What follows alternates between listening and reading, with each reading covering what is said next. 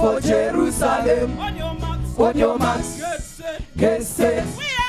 We are ready for Jerusalem.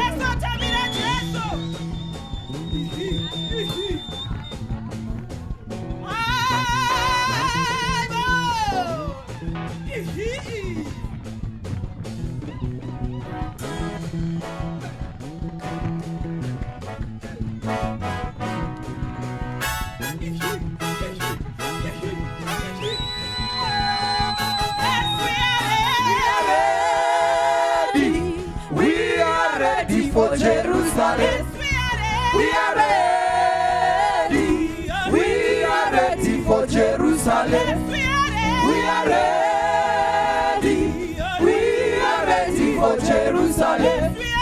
We are ready. We are ready for Jerusalem. On your marks, get set. We are.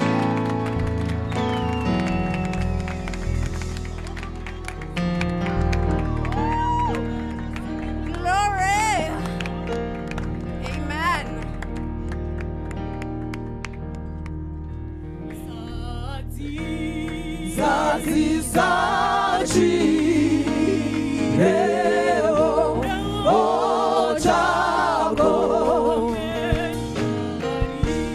warishe wecho wokwari osemaru sielika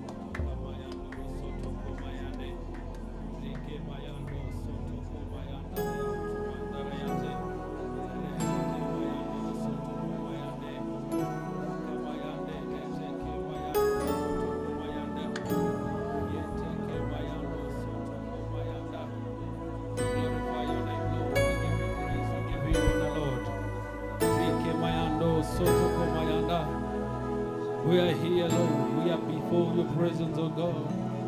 Tinokunamatai Jesu nokuti muri Mwari wedu. Kauya zvakare muimba yekurumbidza. Sangana nesu panguva yemangwana nano. We pour us unto you, God, in the name of Jesus. Satanga mayamo. Rite nene mayanda neselete mayamo manda nete. Mayando roto tuyomo mayande. Sheteke mayando resutamo mayanda ne.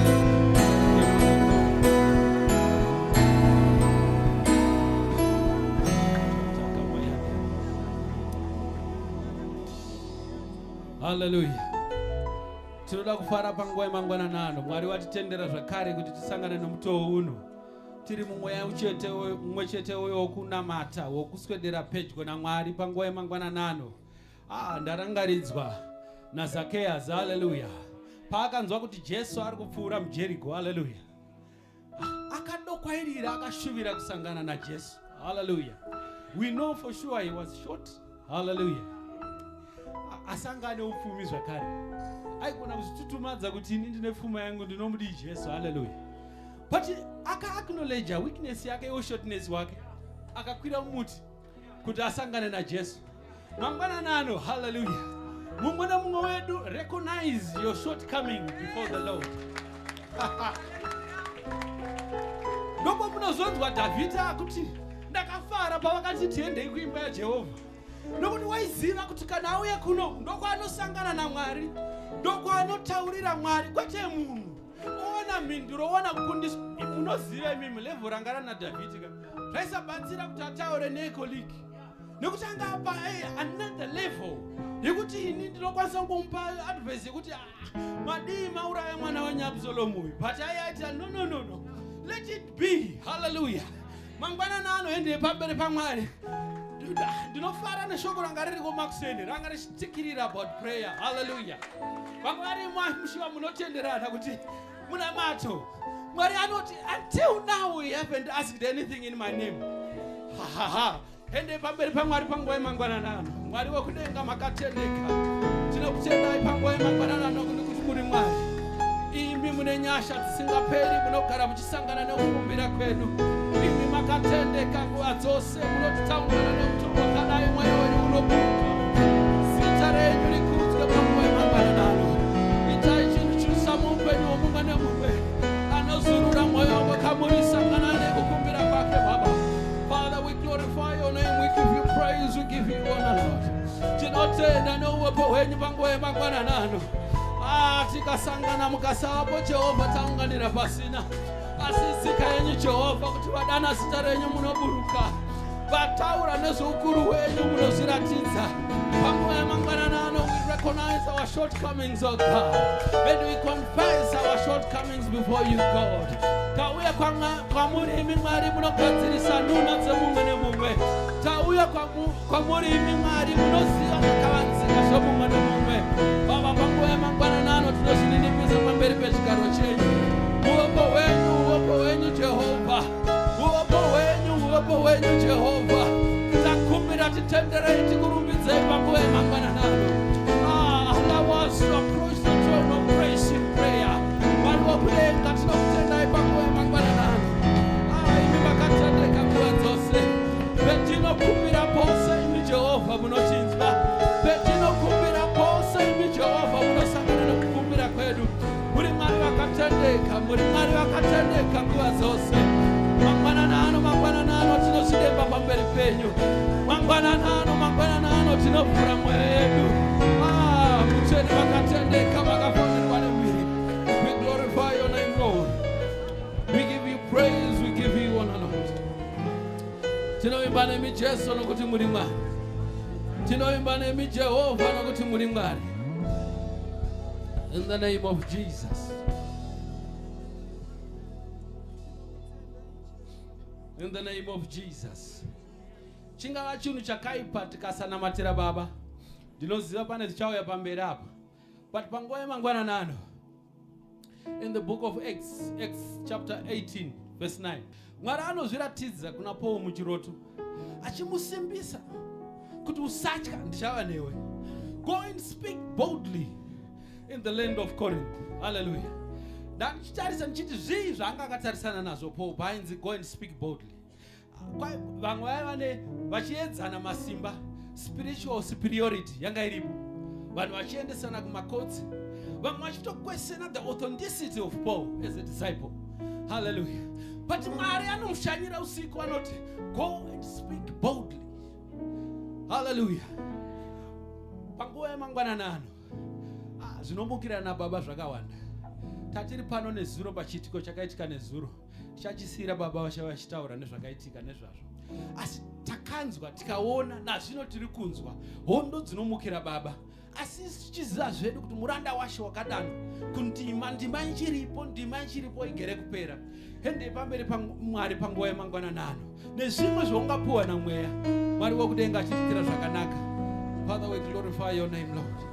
We give you praise, we give you honor, Lord. Tinokutsikana pamwoyo yedu kuti muranda wedu ndimi makadana. Tinokutsikana pamwoyo yedu kuti Jehovha ndimi makadana. Ndimi makamisikidza mukamisa panzvimbo. Sezvamaiva naMozisi pamberi paFarao. Vari vokudenga zviratidzei kuvamengwavo. Vari vokudenga zvivaratidzei to the enemies. Zvinorongwawo newakaipa ngazvishayiwe simba. Zvinorongwa newakaipa ngazvishayiwe simba. Vapfutei vamambure wakaipa Mwari wokudenga. Vapei chidzitiro chamweya wenyu nomoto wedenga. Baba, musarega wakaipa achizvirova dundumu. Baba, musarega wakaipa achizvikudza. Musarega wakaipa achiteka newarwa. Mwari wokudenga rwirai muranda wenyu Baba. Mwari wokudenga rwirai nemuranda wenyu Baba. Let him be able to pronounce the good news to the church of God. Let him be able to speak the word of God boldly without fear or favor. Mwari wokudenga tinoda kuya kudenga. Mutenderei afise mapa yenyu zvakafanira. Zvamunoda imi Mwari, zvamunoda. Kwete zvinoda vanhu kereke ndenyu Baba. Mwari wokudenga tanamata tachema panguva yemangwanani ano. Kereke ndenyu muranda ndewenyu Baba. Father, in the name of Jesus. Tinokutendai Jehovha nekuti muri Mwari vanonzwa. Tinokutendai nekuti imi hamubatsirwi. Kana tichinge tasvitsanuna dzedu kwamuri imi Jehovha munoburuka. Munopindura kunenge nemoto chaiwo Baba. Vanomisikidzana nomuranda wenyu vari kumisikidzana nemi Jesu. Mwari wokudenga, musarega vachikunda, musarega vachibudirira. Zano rewakaipa ngariparadzwe. Takunamatai, takutendai panguva yemangwanani ano. Muzita raJesu. Hallelujah, God.